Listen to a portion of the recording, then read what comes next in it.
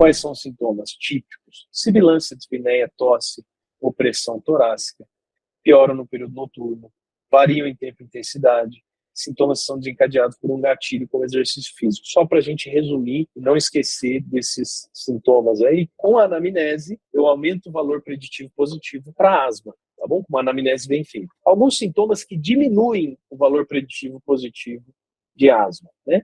Uma tosse isolada, sem nenhum outro sintoma respiratório. Produção crônica de escarro e ou dor torácica. Dispneia associada a tontura, cefaleia, e dispneia induzida pelo exercício. Tá aí o Anakin Skywalker, né? Não vou dar nenhum spoiler para quem nunca assistiu Star Wars, tá bom?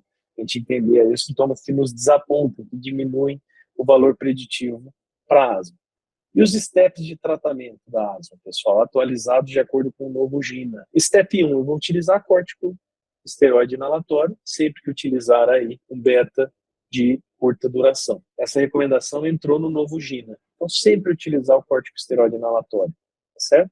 Sempre vai prescrever o corticosteroide inalatório, mesmo se for alívio. Na etapa 2, o corticosteroide inalatório de manutenção. A gente vai iniciar mantendo o corticosteroide inalatório nas crises junto com um beta de curta duração. Na etapa 3, um corticosteroide inalatório com um beta-agonista de longa ação. Na etapa 4, um corticosteroide inalatório de média a alta dose mais um beta-agonista de longa ação. E na etapa 5, a gente adiciona aí um antagonista, né, de leucotrieno, um antimuscarínico, referencia para pneumologia.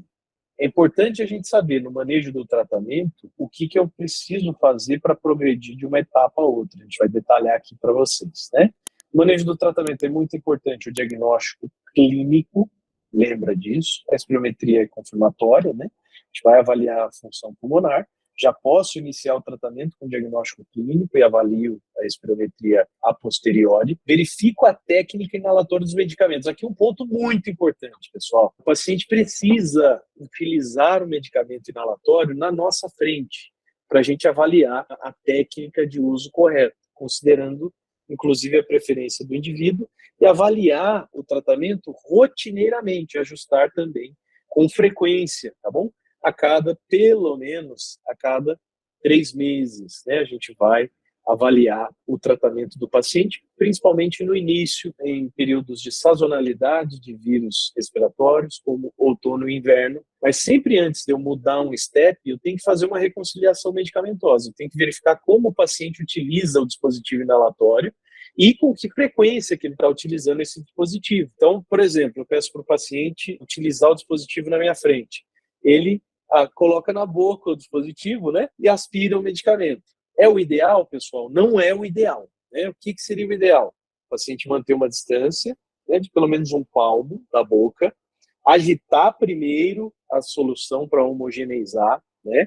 Mantém o dispositivo a um palmo da boca, expira, aplica o puff, inspira, né, o medicamento que estava aqui aerosolizado no ar, o paciente tem que visualizar essa inspiração, o medicamento vai para a maior parte dos alvéolos, né? O paciente segura a respiração por 10 segundos e aí ele volta a respirar. É muito difícil o paciente intuitivamente saber utilizar o medicamento inalatório. A gente precisa ensinar, geralmente, no consultório, né? Ou então, quem tem alunos, né, acompanhando, pede para o aluno ensinar, tem residente, pede para o residente ensinar, né? Tem residente lá na unidade, tem aluno, eles podem nos ajudar nisso. Os alunos, aliás, fizeram alguns vídeos aqui que eu tinha incorporado na apresentação, mas a gente manda posteriormente. Então, é sempre importante manter esse ciclo, avaliar, revisar e ajustar tanto os fatores modificáveis no ambiente, é muito importante, olhar aquela umidade na parede, né? Tirar aquela roupa de cama guardada por muito tempo, lavar, verificar os produtos de limpeza, né? O paciente precisa avaliar também os fatores desencadeantes ambientais.